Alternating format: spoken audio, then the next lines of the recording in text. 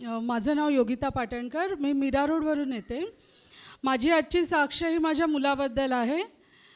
तो ह्यावर्षी 10वीच्या परीक्षेला बसलेला CBSE बोर्ड आणि त्याचा पहिलाच पेपर होता मॅथ्स. तर त्या पेपरच्या दिवशी काय झालं, सकाळी जेव्हा मी उठली तेव्हा मला असं एकसारखं वाटलं की त्याच्यासाठी प्रार्थना करायला पाहिजे. आज त्याचा पहिला पेपर. मी प्रेयर केली आणि त्याला सांगितलं पण की तू जाणार पेपरला तर तिथे बस आणि फक्त डोळे बंद करून देवाला धन्यवाद दे. थँक्यू जीजस बोल. जास्त काय बोलला नाहीस तरी चालेल, फक्त तेवढं बोल आणि सांग की मला एक्झाममध्ये ह्या पेपरला हेल्प करा. मला माहिती नाही का मला असं त्याला सांगावं वाटलं, पण मी त्याला सांगितलं.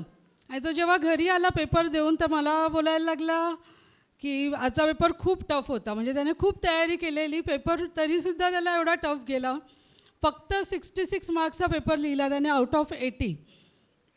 पण मला विश्वास होता की देव त्याच्याबरोबर आहे आणि मी त्याच्यासाठी प्रार्थना पण करत होती.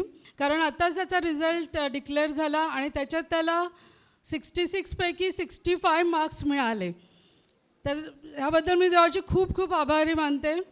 आणि त्याचे ओव्हरऑल पर्सेंटेज सुद्धा आम्ही एक्सपेक्ट करत होतो की अबाव 85 त्याला असतील कदाचित, कारण त्याला 2 पेपर लँग्वेजचा, एक हिंदी आणि मॅथ्स टफ गेलेला. पण देवाची एवढी कृपा की त्याला 91% मार्क्स मिळाले आणि आम्ही सगळे खूप खुश झालो. तर एवढ्या आनंदित झालो आम्ही. आणि मला त्यावेळेस आठवलं की मॉन्टी थर्सडेला ब्रदरांनी संदेश दिलेला की देव तुम्हाला खूप खुश करणार आहे. योगिता मिस, तू बहुत हंसेगी, खुश रहेगी. तर तो संदेश पूर्ण झाला, त्याबद्दल मी देवाचे कोटी कोटी आभार मानते. Thank you Jesus.